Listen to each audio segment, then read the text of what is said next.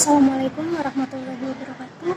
Perkenalkan, nama saya Yayan Guaria dari S1 Ilmu Komunikasi dengan nomor NIM 211211014. Di sini saya akan menyampaikan presentasi saya yang berjudul Pola Komunikasi Antara Wali Murid dengan Orang Tua Siswa untuk Meningkatkan Potensi dan Memotivasi Siswa. SMK PUI Gegesik. Komunikasi adalah salah satu proses interaksi antara komunikator dengan komunikan. Menurut Lexio Weber, definisi komunikasi adalah upaya yang bertujuan untuk memberikan dan meraih kebersamaan. Tujuan yang diinginkan kedua belah pihak akan tercapai bila mereka berkomunikasi dan memiliki pemahaman yang selaras tentang informasi yang saling transfer. Mengapa seorang wali kelas itu harus membangun komunikasi yang baik dengan wali murid? Karena siswa butuh seorang guru dengan orang tua yang mengerti tentang kondisi yang dirasakan oleh siswa sebagai salah satu bentuk koordinasi. Salah satu bentuk untuk meningkatkan potensi siswa dan memotivasi siswa. Menelaah hasil.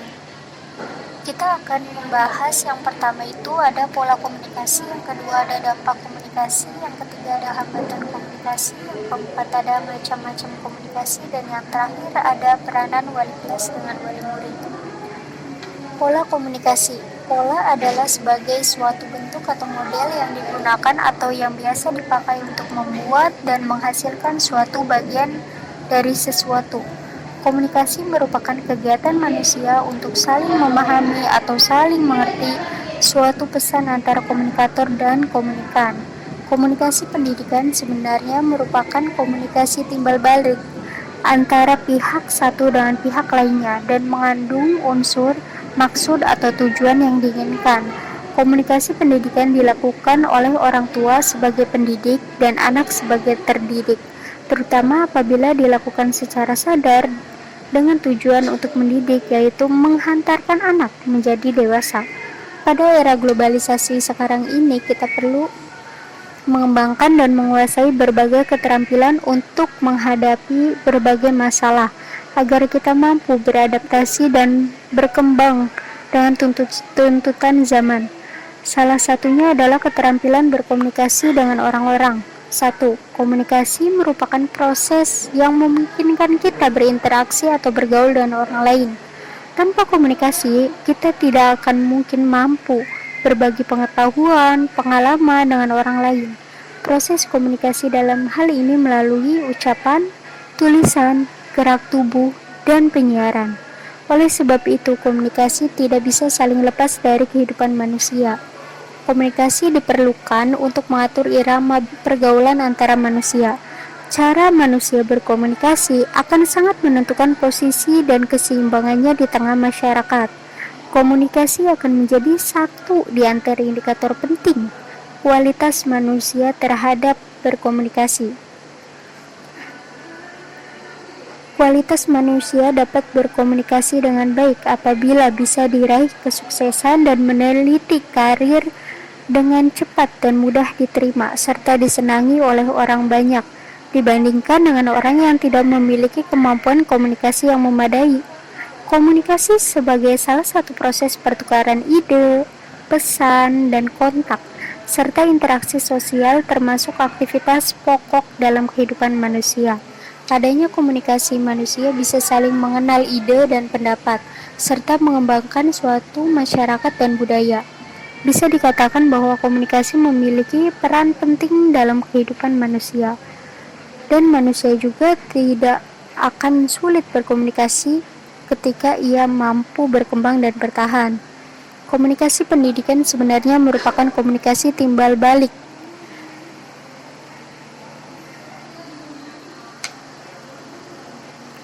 Komunikasi pendidikan tidak hanya terjadi pada kasus dialog saja, tetapi masih banyak contoh lainnya, seperti pada setiap orang tua, baik sebagai ayah maupun sebagai wali. Bahkan, mereka yang berkedudukan sebagai orang tua di lingkungan masyarakat mempunyai keinginan untuk memberikan wejangan kepada yang lebih muda. Bentuk wejangan ini bermacam-macam, misalkan sebuah nasihat ataupun sebuah motivasi. Pada dasarnya ada dua macam bentuk komunikasi, yakni yang pertama itu ada komunikasi lisan dan komunikasi tertulis. Untuk komunikasi secara lisan akan diberikan penjelasan mengenai alasan mengapa berbicara dan mendengarkan dengan baik itu sangat penting dalam berkomunikasi. Tujuannya itu adalah untuk meningkatkan kemampuan berkomunikasi secara efektif yang meliputi memperoleh pesan dari luar dengan jelas dan tepat. Yang kedua, menciptakan citra yang baik. Berdasarkan jenisnya, ada beberapa contoh pola komunikasi yang harus kita ketahui untuk mendukung kegiatannya, yaitu komunikasi interpersonal. Pada hakikatnya, komunikasi interpersonal adalah interaksi antara individu dengan individu lain. Tempat lambang-lambang pesan secara efektif digunakan terutama dalam hal komunikasi antara manusia menggunakan bahasa. Komunikasi antar pribadi lebih efektif berlangsung jika berjalan secara dialog, yaitu dua orang saling menyampaikan dan memberikan pesan secara timbal balik. Dengan komunikasi dialog ini berarti terjadi interaksi yang hidup, karena terjadinya proses timbal balik itu. Karena masing-masing terdapat fungsi yang secara bersama baik sebagai pendengar maupun pembicara. Misalkan pertukaran antara yang tadinya jadi komunikator menjadi komunikan, yang tadinya menjadi komunikan sekarang menjadi komunikator. Keduanya memasukkan pesan dan informasi, dan keduanya juga saling memberi dan menerima sebuah informasi. Kemungkinan memunculkannya pengertian bersama atau mutual understanding dan empati yang lebih besar karena keduanya saling berada berdekatan, bisa melihat dari secara mimik muka, tatapan mata, atau bahasa tubuh. Yang kedua ada komunikasi intrapersonal. Komunikasi intrapersonal yaitu komunikasi yang terjadi di mana saja dan kapan saja. Wilayah komunikasi bisa ada di dalam ranah mikro maupun makro, mulai dari dua orang, antara beberapa orang, antara banyak orang, misalnya di dalam sekolah atau partai politik, hingga yang melibatkan banyak sekali orang atau melibatkan banyak sekali pihak dalam jumlah yang masif, atau komunikasi massa. Komunikasi melalui media massa. Lily Wery berpendapat bahwa komunikasi massa sebenarnya sama. Komunikasi massa itu bisa dibilang komunikasi yang menggunakan alat atau suatu lembaga atau orang yang dilembagakan yang ditujukan kepada sejumlah besar orang yang tersebar di bagian banyak tempat. Dampak komunikasi. Dampak atau efek komunikasi adalah perubahan yang terjadi pada diri penerima pesan komunikasi. Setiap aktivitas komunikasi memiliki efek. Dalam konsep paradigma disebutkan bahwa komunikasi merupakan sebuah pola yang meliputi sejumlah komponen atau unsur, serta memiliki dampak-dampak tertentu. Adapun pola-pola komunikasi yang memiliki dampak antara lain yang pertama adalah penyuluhan, penyerangan, propaganda, kampanye, pendidikan, acara radio, acara televisi, pemutaran film, pemutaran video, atau diplomasi. Pada dasarnya komunikasi itu memiliki tiga dampak, yakni yang pertama adalah memberikan informasi, meningkatkan pengetahuan, menambah wawasan. Tujuan ini juga sering disebut sebagai tujuan kognitif. Yang kedua ada menumbuhkan perasaan tertentu, menyampaikan pikiran, ide, pendapat, dan tujuan ini juga sering disebut dengan tujuan afektif. Yang ketiga, mengubah sikap, perilaku, perbuatan, dan tujuan ini sering disebut juga dengan tujuan konatif atau psikomotorik. Hambatan komunikasi. Hambatan atau noise atau gangguan dalam terjadinya proses komunikasi. Hambatan komunikasi sangat beragam, datangnya itu dari proses komunikasi, misalnya proses komunikasi, hambatan fisik, hambatan sistematik, dan hambatan psikologis. Yang pertama, hambatan dari proses komunikasi itu sendiri ada 3 hambatan. Ada 4 hambatan. Yang pertama itu hambatan dari pengirim pesan. Pihak yang bertindak sebagai pengirim pesan menjadi sumber utama dalam sebuah hubungan. Misalnya, pesan yang disampaikan oleh komunikator itu belum jelas bagi komunikan. Hal ini dipengaruhi oleh perasaan atau situasi emosional sehingga mempengaruhi motivasi, yaitu mendorong seseorang untuk bertindak sesuai dengan keinginan, kebutuhan, atau kepentingan. Yang kedua ada hambatan dalam penyediaan simbol, yakni suatu gambar, bentuk, atau benda yang dapat mewakili suatu gagasan atau ide pokok. Yang ketiga ada hambatan media, yakni alat yang dapat membantu mempermudah manusia dalam melakukan aktivitas sehari-hari.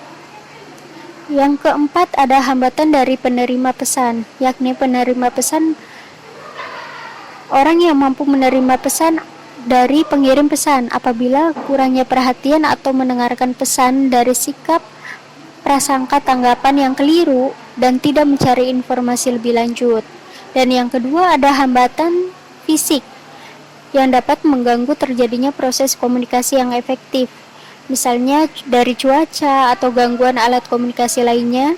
Yang ketiga ada hambatan sematik atau kata-kata yang digunakan dalam komunikasi kadang-kadang mempunyai arti kedua yang berbeda, tidak jelas, atau bahkan bisa berbelit-belit antara pemberi pesan dengan penerimanya. Misalnya dari mulai bahasa daerah. Yang keempat ada hambatan psikologis. Hambatan psikologis dan sosial kadang-kadang mengganggu komunikasi. Dalam musibah ini, komunikasi masih trauma dengan musibah yang menimpa mereka. Macam-macam komunikasi. Jenis komunikasi yang dilakukan manusia terdiri dari komunikasi verbal dan non-verbal. Komunikasi verbal adalah jenis komunikasi yang dilakukan menyampaikan pesan dengan menggunakan kata-kata baik secara lisan maupun tulisan. Sedangkan komunikasi nonverbal adalah jenis komunikasi yang digunakan oleh manusia tanpa menyampaikan sebuah kata-kata. Komunikasi verbal. Komunikasi verbal diartikan sebagai komunikasi lisan.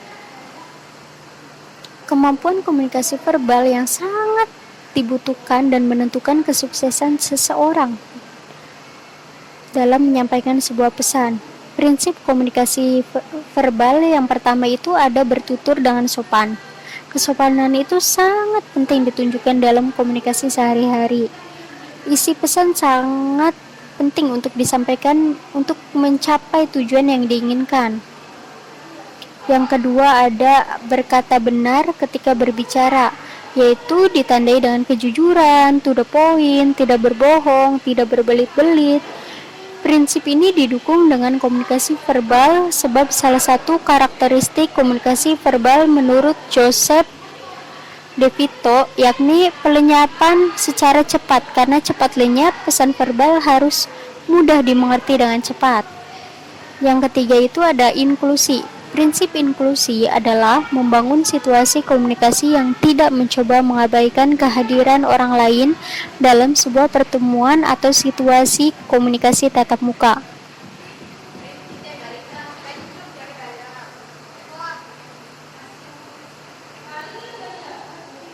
Komunikasi nonverbal lebih sulit untuk ditafsirkan karena kabur.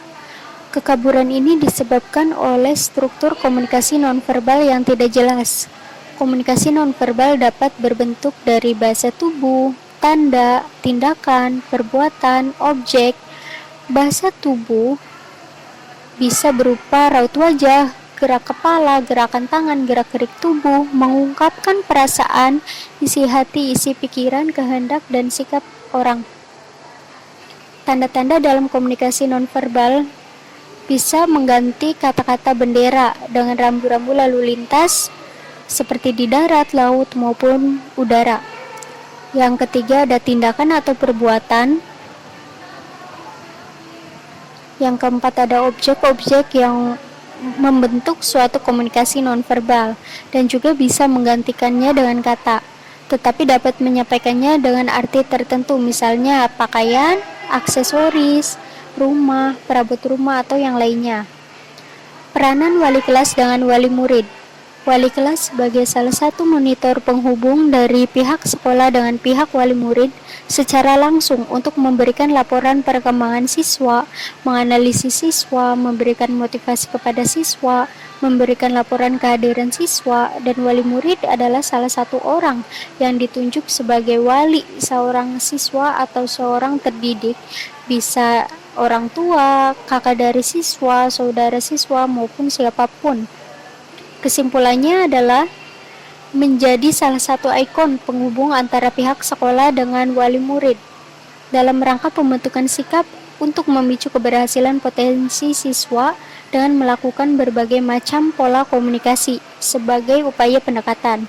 Dalam proses pelaksanaan pembelajaran yang dilakukan di sekolah, peneliti itu cukup banyak sekali menjumpai siswa yang malas ketika diminta oleh gurunya menulis atau mengerjakan tugas sekolah. Bahkan ada yang sering lupa mengerjakan pekerjaan rumah loh. Yang diberikan oleh guru juga kadang membuat kepercayaan diri anak itu untuk lebih maju di depan kelas. Orang tua juga harus turut aktif, terlibat jika tidak ikut memegang kontrol belajar anak di rumah, maka apa yang disampaikan sekolah itu akan terbuang sia-sia. Komunikasi ini dilakukan untuk berbagai cara, dari mulai cara secara verbal maupun non-verbal. Maka dari itu komunikasi akan terjalin antara orang tua dan wali kelas sangatlah penting dan harus sekali dilakukan. Sebagai pendidik juga guru harus membangun komunikasi berkelanjutan dengan keluarga, sehingga harapan pada anak di rumah dan di sekolah diketahui dan dikoordinasi, sehingga orang tua menyadari bagaimana keadaan dan kemajuan anak mereka di sekolah. Orang tua juga bisa mengamati di kelas dan bisa berkomunikasi langsung dengan anggota tim lainnya, misalkan melalui pertemuan, melalui home visit, melalui telepon, surat elektronik, maupun pertukaran buku catatan. Atau bahkan bisa di grup WA ya, karena untuk yang di SMKPU sendiri ada grup WA khusus wali murid, di mana di situ tuh sebagai salah satu media kita itu bisa berinteraksi atau wali kelasnya mengirimkan tugas-tugas siswa, mengirimkan kehadiran siswa itu di grup. Guru dapat membantu orang tua merasa mampu dengan mendengarkan dan memperkuat strategi yang efektif mereka, dengan berfokus pada kemajuan anak dan dengan membantu mereka menikmati keberadaan anak mereka saat ini. Orang tua membawakan informasi penting ke dalam percakapan orang tua dan guru mengenai seorang anak. Informasi perkembangan, historis, pemahaman mengenai perilaku sehari-hari seorang anak, kebutuhan dan keterampilan yang muncul dari daftar intervensi yang berhasil. Komunikasi yang kita bangun dengan wali peserta didik dapat melalui tatap muka secara langsung, telepon, SMS. Upaya ini untuk membangun komunikasi yang baik antara guru dan wali peserta didik. Belajar di sekolah dasar merupakan awal mula anak mendapatkan ilmu pengetahuan dan penanaman nilai-nilai kehidupan. Pada masa inilah yang sangat penting untuk memberikan dasar kepada anak-anak bagaimana mereka sebaiknya belajar, berusaha untuk mencapai keberhasilan di kemudian hari. Di sekolah menengah kejuruan, yang sangat menentukan bagaimana anak bersikap dan berperilaku terhadap sekolah, menerima ilmu yang baik, karena anak-anak tentu masih saja antusias dan semangat dalam menerima informasi atau berupa pembelajaran dengan motivasi yang diberikan orang tua dan guru supaya anak terus bersemangat, maju dan belajar dengan baik.